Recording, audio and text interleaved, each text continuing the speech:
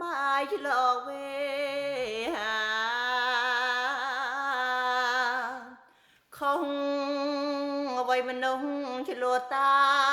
គ្នាចងកម្មចងពីវេរីចិនដាសាមញ្ញម្លេះណាកែងទៅកែងទៅ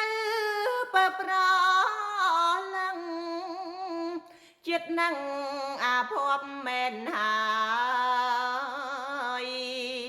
តែកុំអស់សង្ឃឹមឡើយឃើញទេខ្យល់បក់រំភើយសាច់ឆ្លើយជួយលំឡំយើងបើយើងសាងអំពើល្អអំពើល្អសងវិញមិនខានប្រឹងសាងក៏សាគឺសាងសង្សារឆ្នេរយន្តសាមានក្នុងថ្ងៃមួយបើយើងនៅមានសង្ខារគឺយើងនៅមានវាសនាជីវាកំអស់សង្ឃឹមមេឃស្រឡះក្រោយភ្លៀងរលឹមខ្លាយអ្វីមិនហ៊ានញញឹម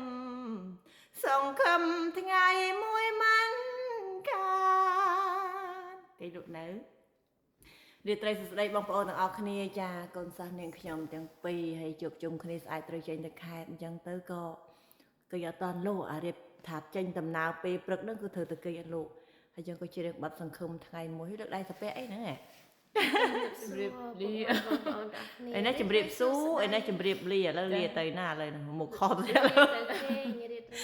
មុខខត់ទៀតសបានល្អបងប្អូនទាំងអស់គ្នាចាកាត់សែតណាចាក្នុងនៃបទចម្រៀងសង្ឃឹមថ្ងៃមួយនេះមានការដូចក្នុងការអប់រំល្អមនុស្សយើងឆ្លោះតែគ្នាបងប្អូនចង់កម្មចង់ពៀចំណែនឈ្នានេះ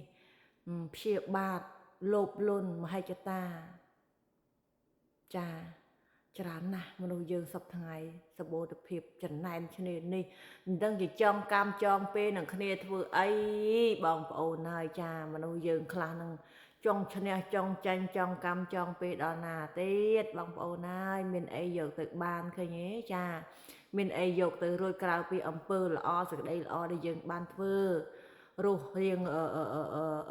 រាប់រកគ្នាដោយមេត្រីធម៌ទៅបានសេចក្តីសុខបងប្អូនចាអរគុណច្រើនរាត្រីសេចក្តីសុបិនល្អហើយមើលឃើញដូចចឹងណាអូហោះទៅនេះតែរឿង